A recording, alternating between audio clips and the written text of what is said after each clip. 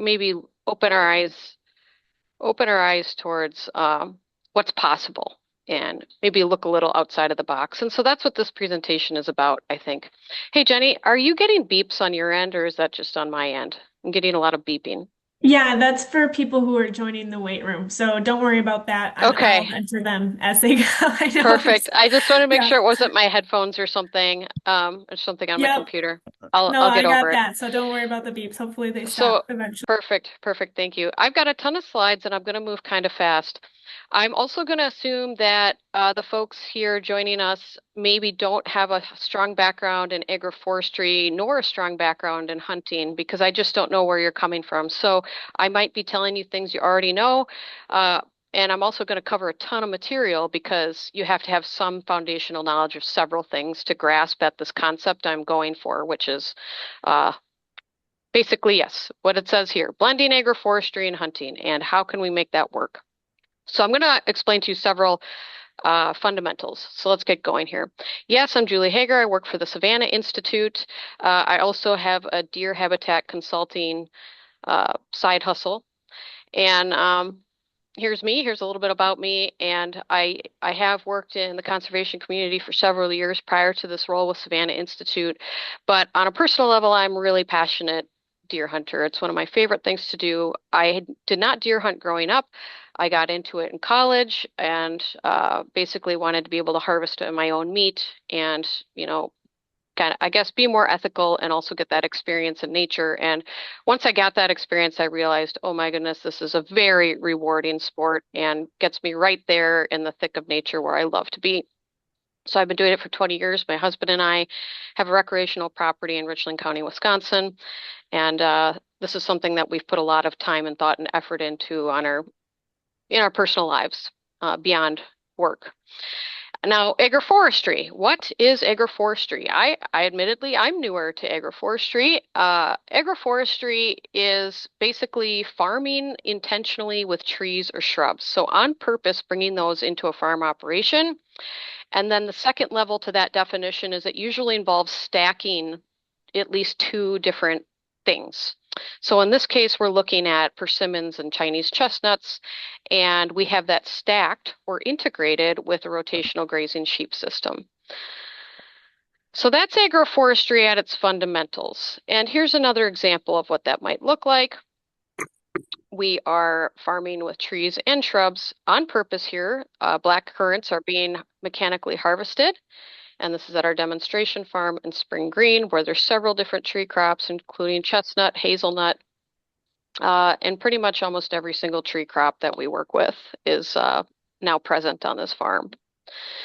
And another fundamental concept behind agroforestry is this concept here, which is if you plant trees, let's just say on open crop ground, yes, you would definitely expect that you would get a yield hit, right? You'd have competition from the crop to the tree. You'd have tree competition from the tree to the crop.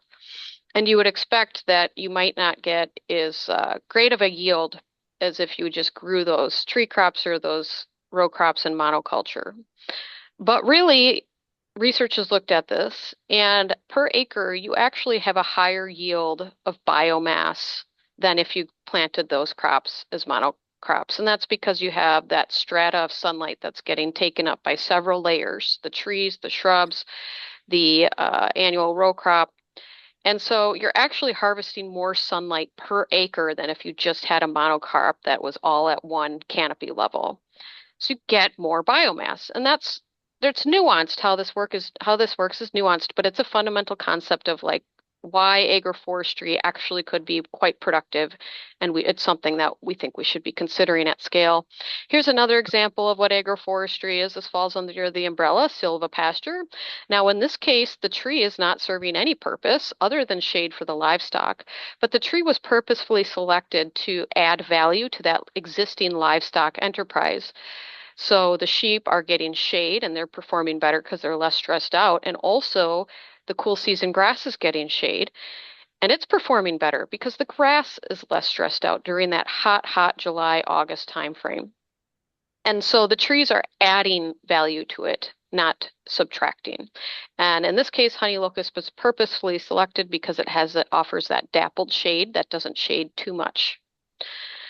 Here we have honeyberries, which are also known as hascaps, which I'm personally very excited about. All these crops, you guys, you might not know a lot about them, but they actually grow phenomenally well in our Midwestern climate and soils. And our organization is looking to find cultivars and growing methods, production methods to make growing these things out more achievable for folks that are interested in this. And honeyberry, very excited about it. Actually, way better nutrition quality than blueberry, and it does not need it's not finicky with pH or sandy soils. So tons of opportunity here. And ultimately, what we're hoping for is a landscape that looks more perennial, and really no kind of hope that it has a certain ratio of, let's say, grass or natives or row crop. The purpose really is, or the hope is, that we have just more land that is uh, farmed in a way that's more integrated with nature and is better for our water, our soil, our food, our nutrition, food quality, everything. And this is in Europe, and so there are examples of this already going on all across the world. And it really is not a new concept. It's gone on for thousands of years. Like in other parts of the world, it's just since settlement here, everything's been cleared, and with the Green Revolution and fertilizer and large machinery, we've sort of forgotten this connection that we had historically. Our ancestors have farmed a lot in this way with perennials historically for hundreds of years before we got really, really effective at doing row crop machinery. And so this is the idea. Why can't we go back to this? Now, if I've piqued your interest and you're like, oh my goodness, agroforestry sounds very intriguing, I'd like to learn more, I would call your attention to our conference that's happening March 11th through the 13th in Dubuque, Perennial Farm Gathering. You can Google that and look it up. And as partners, I could probably get you a discount code, so feel free to reach out for that. So a little history about myself. This is Julie in 2020, COVID, and a lot of us had a reorientation in life. And at that time, I left my career with the NRCS and thought I would just try something else. And there were a lot of reasons for that.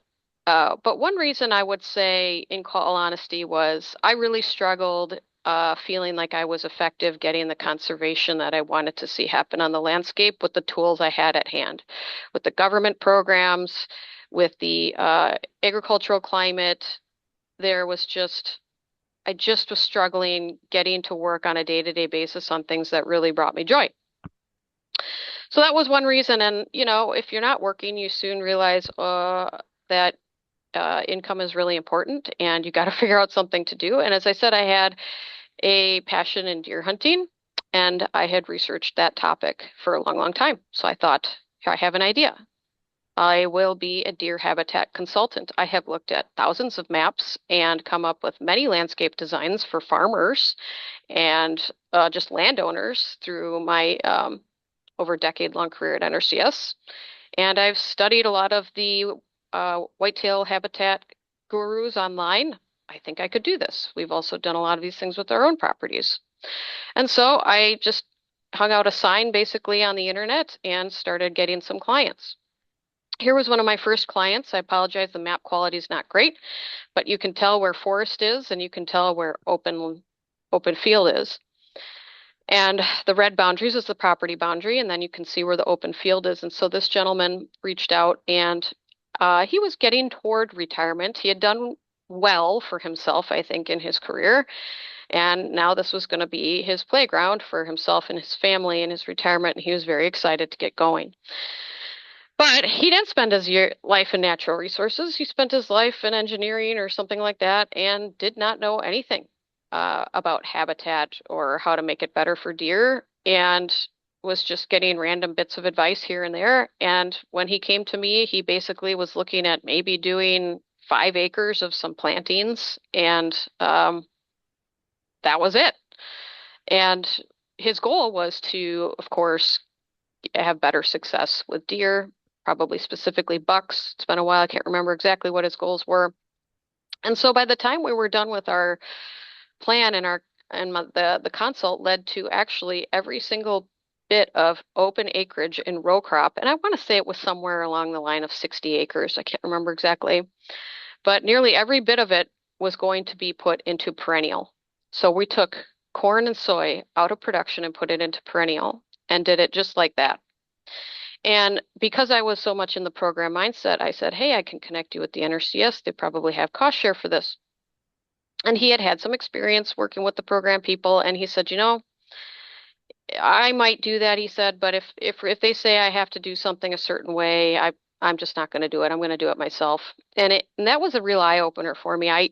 I was a little shocked that he just did not want to accept this financial assistance, and he was willing to take all this acreage out of production, put it in, whatever type of cover type that was going to enhance his experience on that land.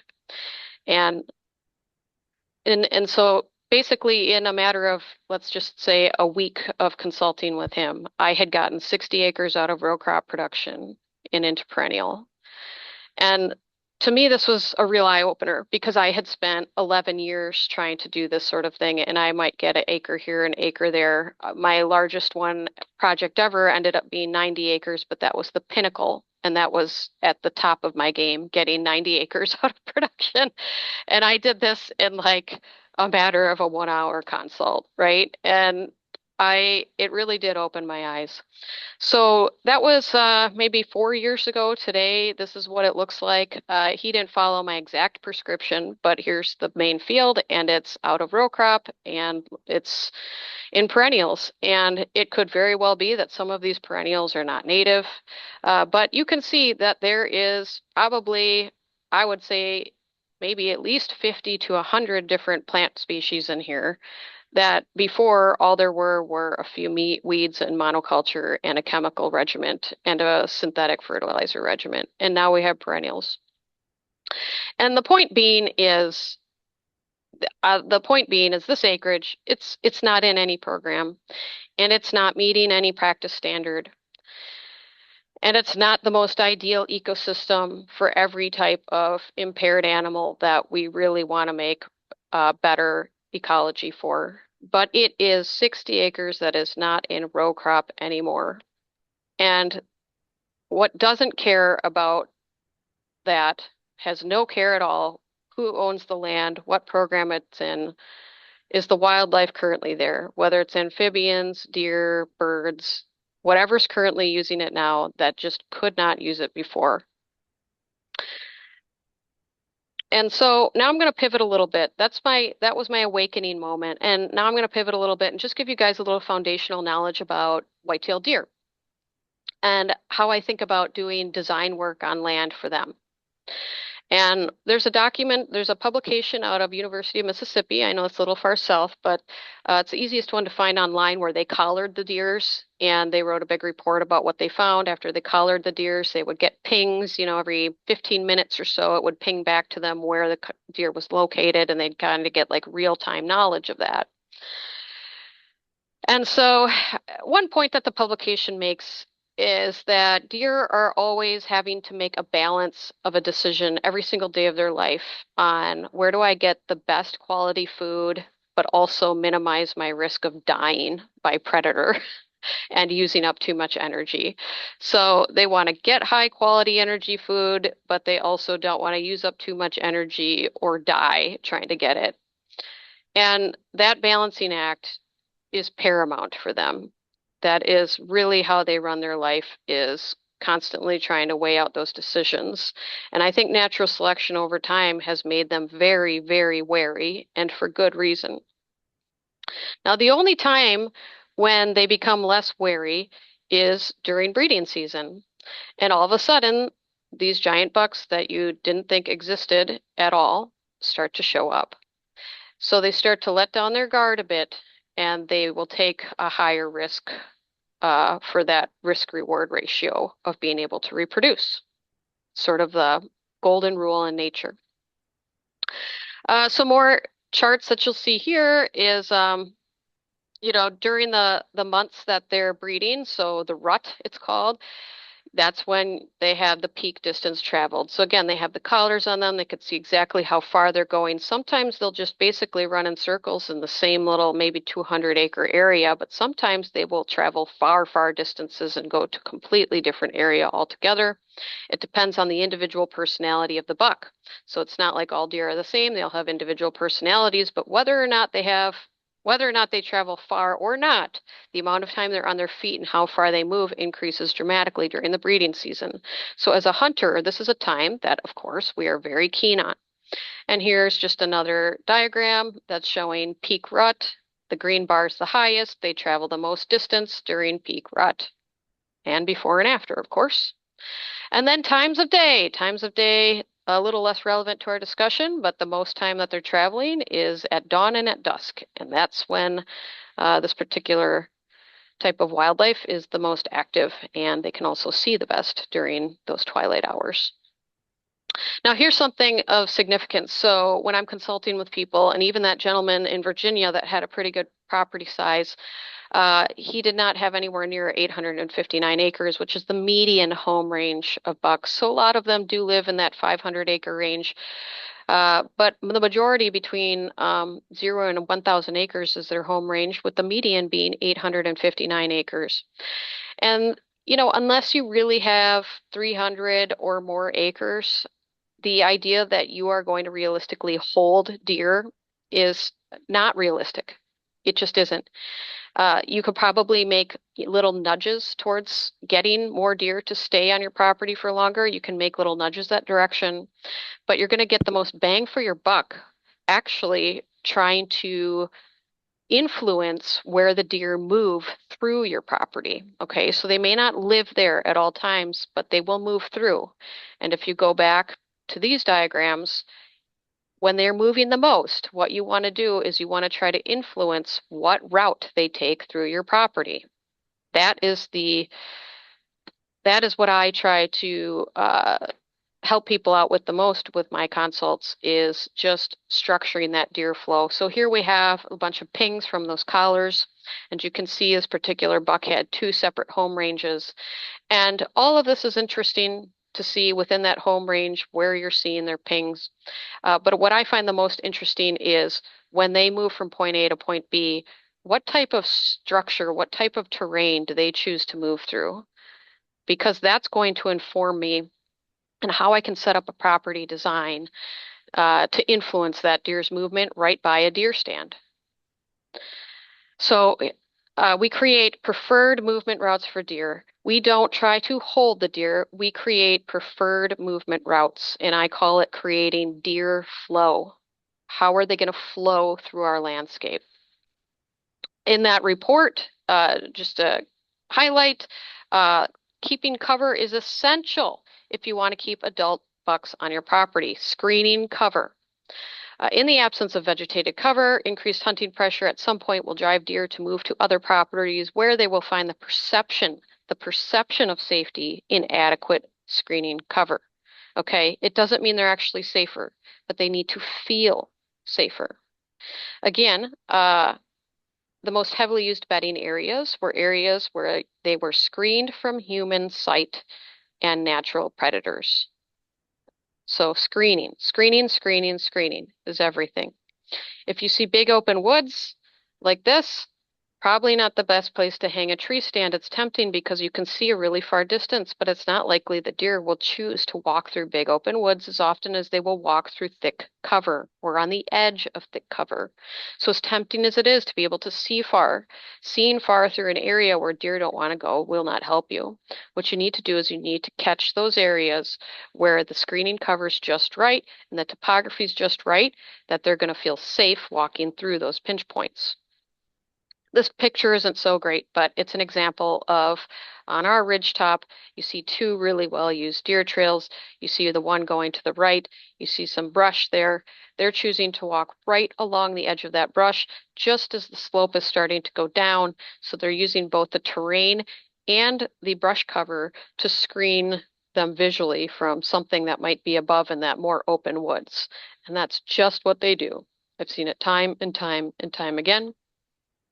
And so on a landscape, This is if you had a riparian buffer for example, and then huge open field.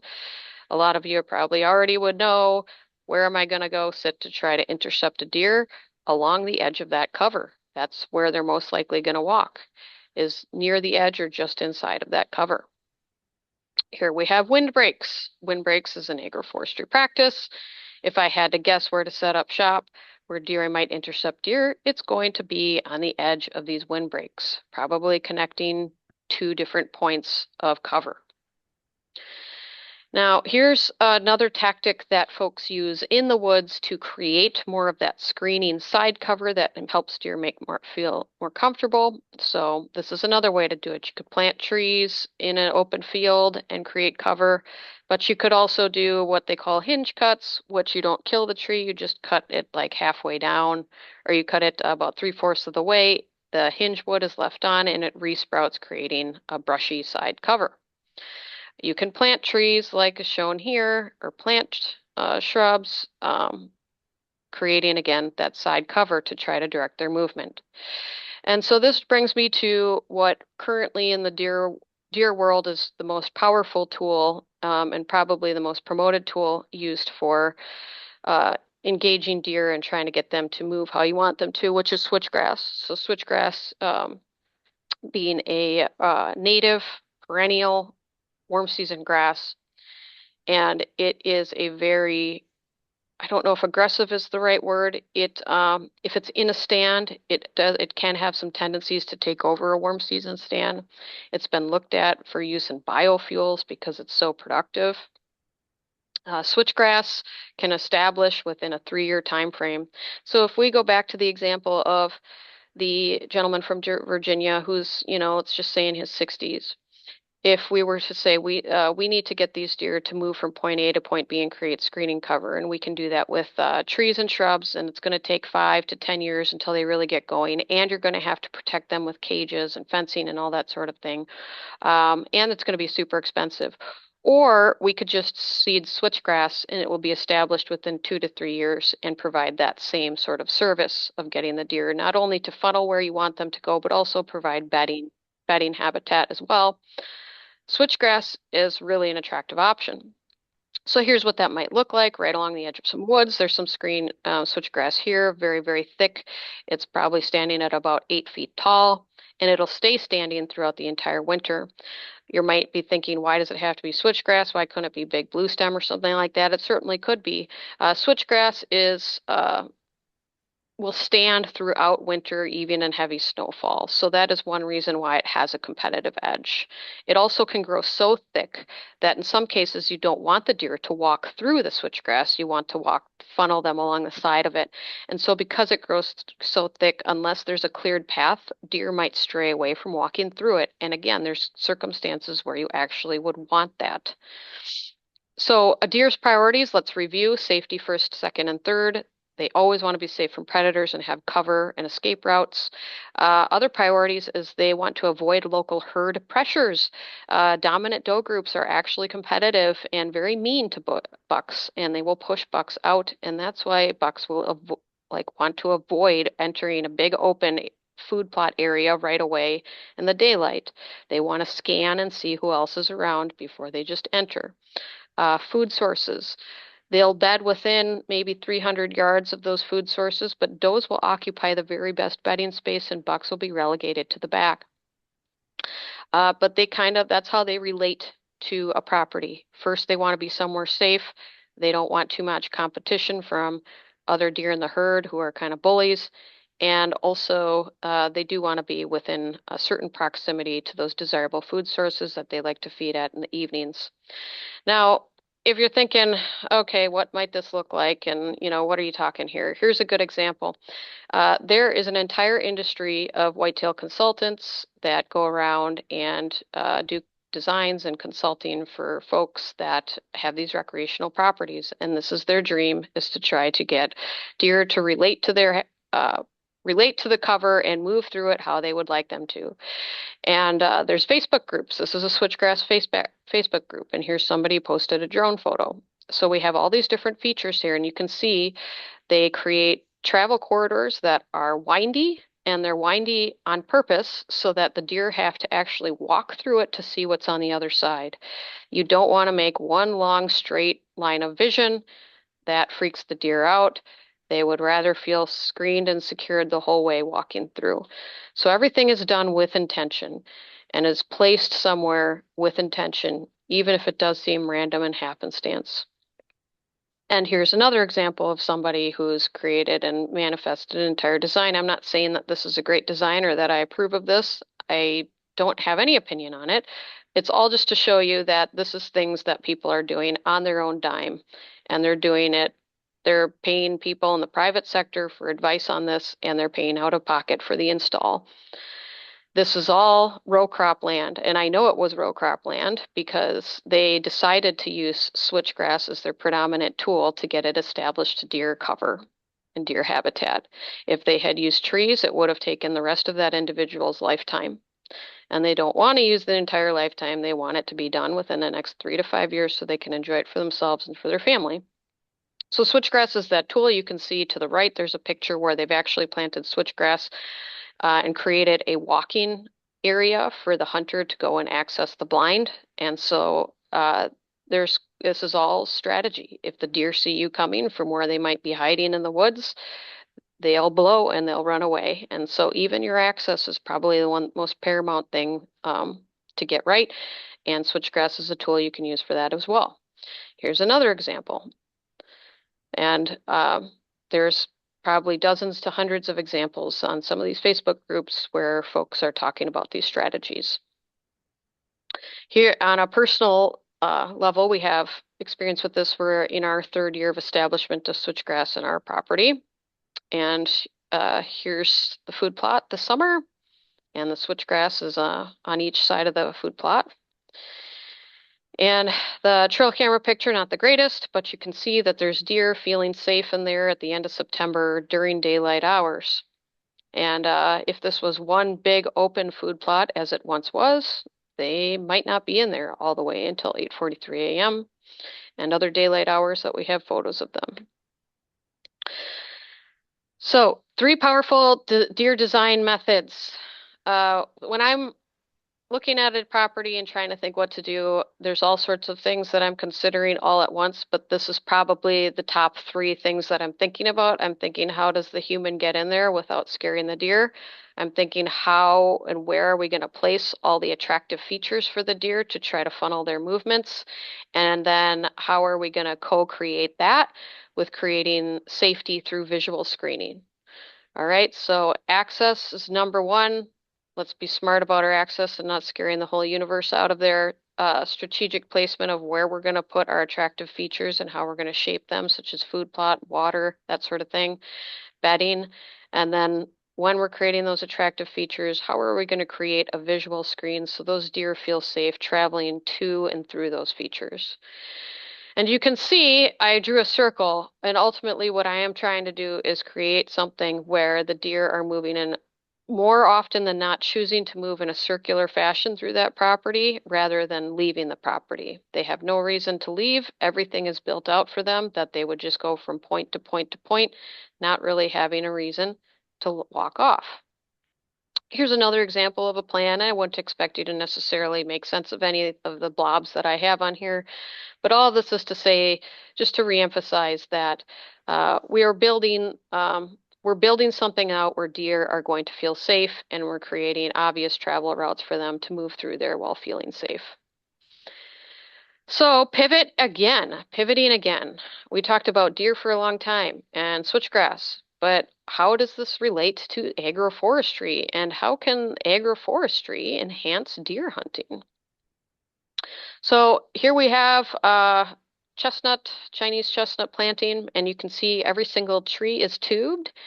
And that's the thing. That's the thing about deer is you plant stuff for them to eat, except that they eat it, right? And then, so they might really like dogwood, and you think, I'm going to plant dogwood, but you plant it and they eat it and destroy it, and you're not successful. So you have a catch-22. So with these particular trees, you protect them with tree tubes, then you hope that that protects them from the deer. And I was asked by a colleague of mine, is there some kind of agroforestry we could do for deer habitat? And this was a colleague that does not deer hunt, does not understand anything about deer habitat and deer hunting, okay? And at first I said, no, I don't think you can. I don't think you can because whatever you plant, the deer are going to eat it. Uh, but I thought a little bit more about it, and I thought, actually, I think there is a way that you could use agroforestry cultivars and species and plant them out in a way where you would get that desirable deer flow, right? So if we go back to that point I made, we don't hold the deer, but we do want to make the deer flow in a certain way through our landscape. And shrubs is one of those tools that I thought about. I thought, we plant all these shrubs. We plant honeyberry, aronia, elderberry, serviceberry, blackcurrant, and we're very much actively trying to breed and promote those. And we have some of the best cultivars that we're aware of for some of these shrub crops. And they produce amazingly well. And that's something very attractive to human beings because, we get very excited about being able to grow things on our land and eat what comes off of them. We also have many humans, like myself included, that's very excited about the prospect of doing things on our property that are going to improve it for deer hunting. And I would say that I'm very passionate about both of those things. I love food, I love healthy, tasty food, and I also enjoy venison and deer hunting. And you could probably plant all of these cultivars on your land in a fashion where you actually get the best of both worlds. So here's an example of some of those berries I was talking about. And these are serviceberry or Juneberry. If you haven't tried that, delicious berry, kind of tastes like a blueberry. Aronia, not so great, but makes a great juice and makes tons of great jams. Elderberry, same thing. Got blackcurrant, which is green and hasn't ripened yet in that photo, but all these just nutrient powerhouse, and you can make really great food products with them. Incidentally, deer don't generally prefer eating these. Uh, it's not that they never will, but black currant especially, no desire for. And to some extent, the same for honeyberry. So you could plant these probably without protection, and they would survive. And you could plant them in a fashion to get the deer to walk by them as a visual screening tool. I'm going to show you more of what I'm talking about in a little bit. Here's some other things in agroforestry that you could plant.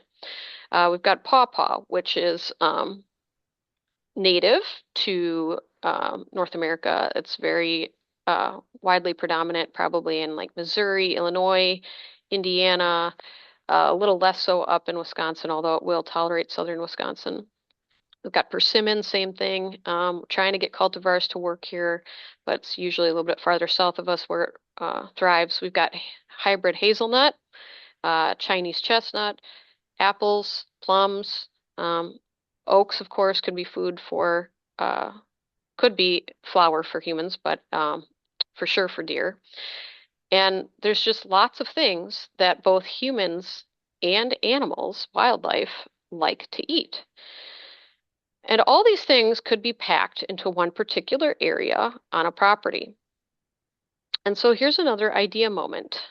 This is a property. I just did a Google search for whitetail properties, 187 acres.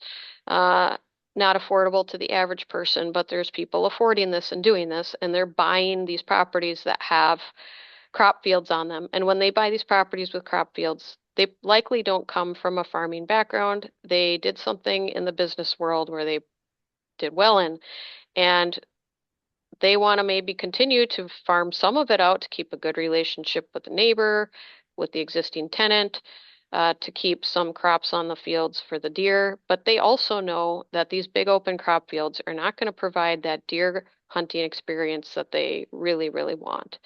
And so they do take these fields and they partition them out. And sometimes they partition them out to just nothing but switchgrass and food plots.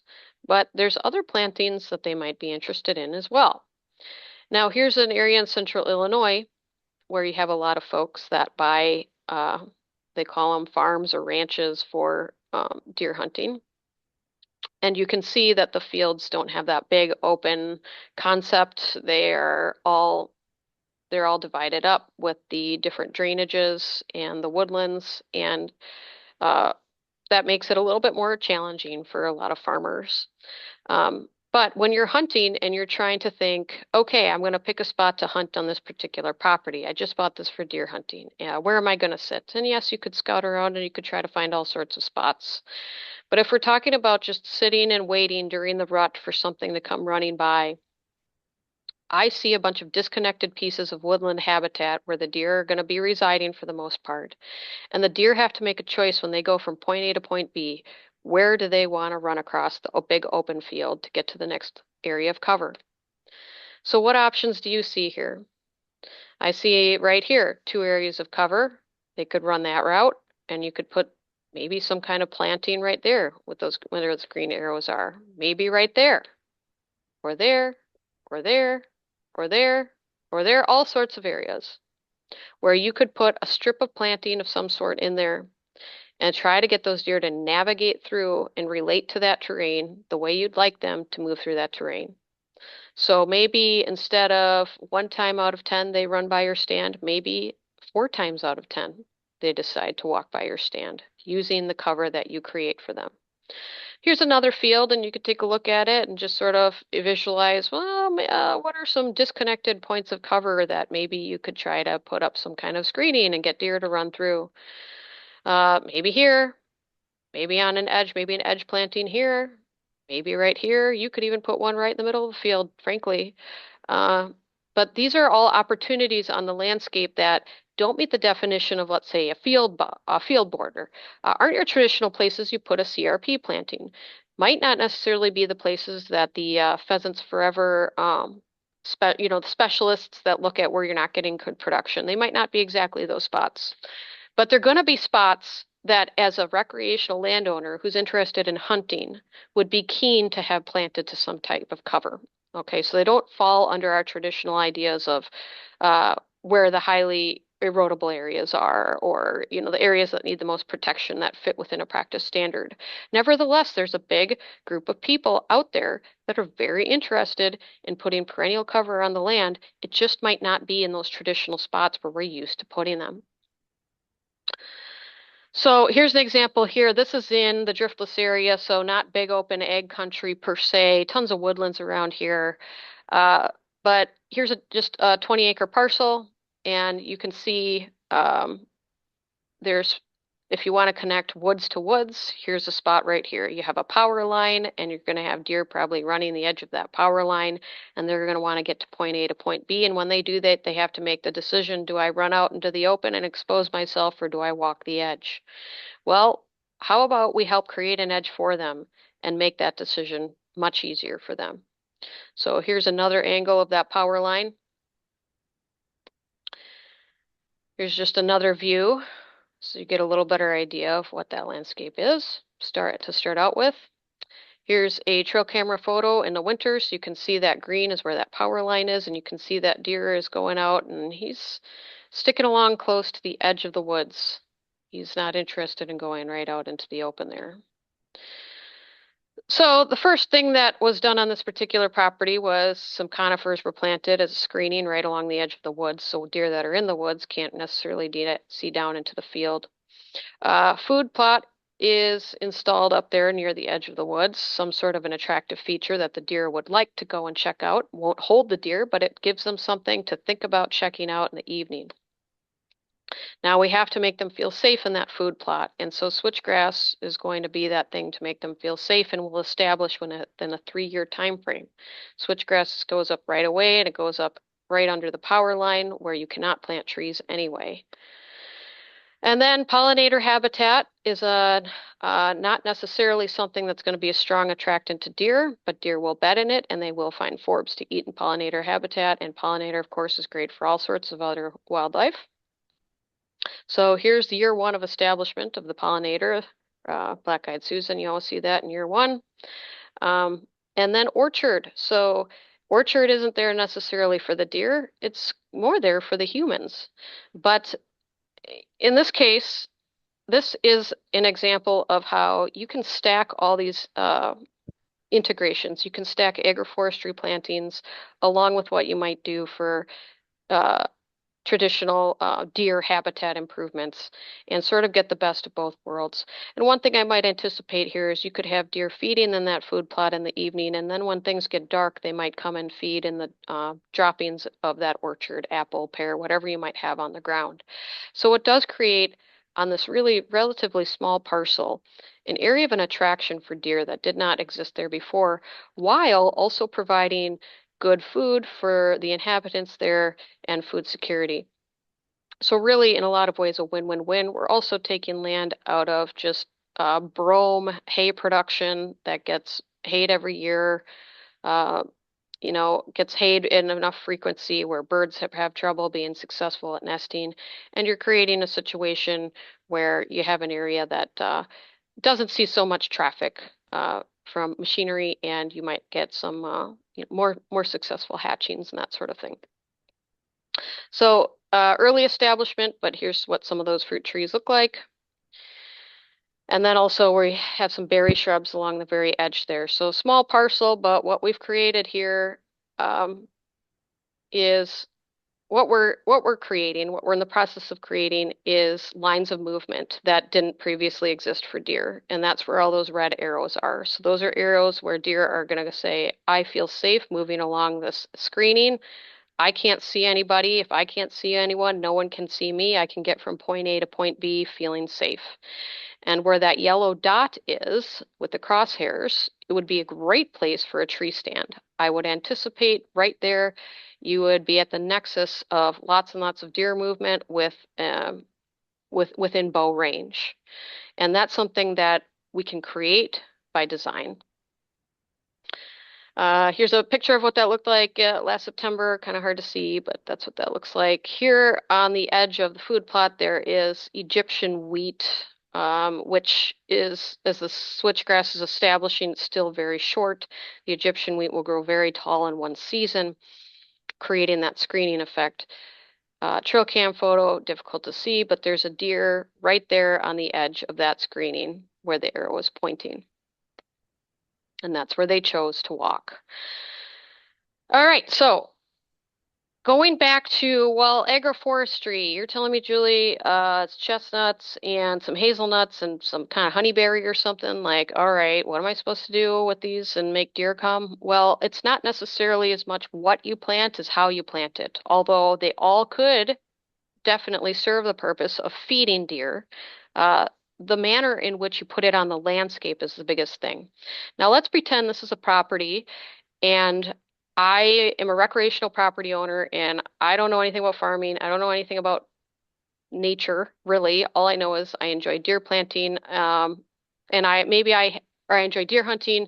Let's say my wife is just like, okay, fine, get your deer property. But she really likes the idea of having an area for the grandchildren and where you can go and walk through and you can pick berries and you can pick hazelnuts and you can pick apples and you can pick chestnuts and persimmons. That's something that's very appealing to maybe another person that's involved in this recreational property. At the same time, you have the renter who says, I don't want to work around, I don't want a ton of the land taken out of production, and I don't want to have to work around a bunch of land either. I want everything to be in straight rows. And so balancing all of those wants, you can find areas like this that find two pieces that connect two pieces of habitat. And that's where you can do your planting. And I'm coining it the buck buffer, but it could be called all sorts of things. Now, if I want the deer to reliably go from point A to point B, step one is I would likely plant switchgrass along the sides, maybe an 8-foot swath. It doesn't have to be wide at all, but that would be for sure a step one thing. But interestingly enough, inside that switchgrass is where you could really go crazy with all your perennial edibles. Now, realistically, if you want to make sure that the deer don't mess with your perennials and leave it alone for at least a 5-year establishment phase, that the very best thing you could ever do is put an exclusionary fence around it. Obviously, there's a cost, and that might seem like too much for some people, but with the amount of money and time and labor you would put into doing these plantings, it's probably a strong consideration. Optional, but I would say not a crazy thing to think about actually doing. Now, you could have Designing this out, you would want something attractive for the deer on each end. So you might do a small little clover food plot on one end. You might do a chestnut orchard on the other end. Now remember, chestnuts drop in September. So bow season starting usually mid-September in Wisconsin. Having a strong nut drop right in September would be great timing to have a chestnut orchard right at the end. Here's what a chestnut orchard looks like. This is a picture of them in Missouri. They're flowered out. I believe this is late late June or early July, and the nuts drop in that burr, and they drop to the ground. And they usually open on their own, or else the deer will actually take their hooves and crack it open. You could also have within there, you could have an area that's more predominantly fruit, and you might select cultivars of apples that drop more in October. And that would be a nice draw for the deer to be attracted to come in during that October time frame. Persimmons is another thing you could put in either of those plantings. And so you might have an area that's predominantly apples. You might have that. Now remember, this is an area that you could retain and say this is just for deer, but you could just as well say this is for humans as well. And you could be making harvests off this all year round. Now, talking about shrub integration, if you have some sort of farm and they're doing commercial production, they're almost always going to do straight rows. Now, remember what I said about straight rows? It's not that the deer won't use them, but when they can see all the way to the end, that kind of freaks them out. They would rather have a curved pattern to meander through the landscape. So something more like this would actually be a better choice if you're trying to plant something out for the purpose of moving deer through something. And so if those little purple dots in there are the shrub plantings, I would probably purposefully choose to plant them in more of a curved fashion to try to get the deer to navigate all the way through following that curve. And if they don't have the sight line that goes all the way down, they'll feel fine just following that curve. So what we plant in there is a decision. Some of that decision is made on, well, what are the deer going to eat? We want to plant things the deer are going to eat. Well, we do and we don't. We want to plant things that are going to make the deer feel safe on their way to navigate through to get to something attractive. They might only be walking through to get from one end to another. They might be walking through to see if there's more apples that drop that day. They might just be walking through to sit down in bed. Who knows? But we're not necessarily trying to hold them forever. We're not trying to feed them forever and ever. We are trying to make a feature on the landscape that the deer learn. They learn that from a fawn from their mother, that this is an area you can go and get food at a certain time of year. And it's an area where I feel safely taking you from one section of woods to another section of woods. And over time, the deer learn that this is a place where they prefer to walk through or walk around. Now, if you really wanted to, you could install gates um, and let very limited access in. That would be one thing. Or you could remove the fence altogether. But that would be an option. And wherever you would allow access, you'd essentially have pinch points of where the deer might come in and out. They might not enter ever at all, in which case they would walk the boundary by the switchgrass, and you could have stand placement at each of those areas. And those would be very powerful movement areas on the landscape where you could essentially almost plant nothing in there and just let it grow up to natural succession, but you would still get natural, powerful movement on the landscape of those deer. But I think it would be even better if there was an option for folks to plant edible perennials that not only could they enjoy personally, but one point I want to make is this isn't just all for the wealthy to enjoy the land per se. The amount of plant material that you would put in this little section, and it could be anywhere from 2 to 15 acres, let's just say. It just depends on, what you're designing and the particular area. But that amount of plant material is enough for someone to farm with and, do a serious management and harvesting. And so it could be someone in their family, it could be a neighbor, it could be somebody that is interested in actually managing that area and harvesting the fruits and the nuts, going and processing them, maybe creating an value-added product, taking them to a farmer's market, what have you. But somebody could be making a significant amount of money on that area. One example I might throw out there is you'll see a lot of farms that rent out little patches of area for mung farmers that are intensively gardening and then selling those crops at the farmer's market. This is really no different than that potentially. And so there's opportunity to bring in other people from the community onto the landscape to grow real food while also achieving really a goal of somebody else that wants to use that same property, but their primary thing that they're harvesting is venison. So, in summary, what is this buck buffer doing? Well, it's connecting two or more areas of habitat across an open ag field. And it is a multi-use area. It's both for harvest and for hunting. The size of it can be any size you want, and it can be quite variable. And what might set this buck buffer apart from a traditional conservation planting is ideally you would be planting very high yield, fast growing cultivars. So you wouldn't necessarily do the seedling surprise from a DNR nursery. You would be getting hybrid hazelnuts from a good source that have proven genetics to really produce a lot of mast. And that would give you a leg up in some circumstances. So obviously, if you were farming and trying to harvest it, that would be of huge interest to you.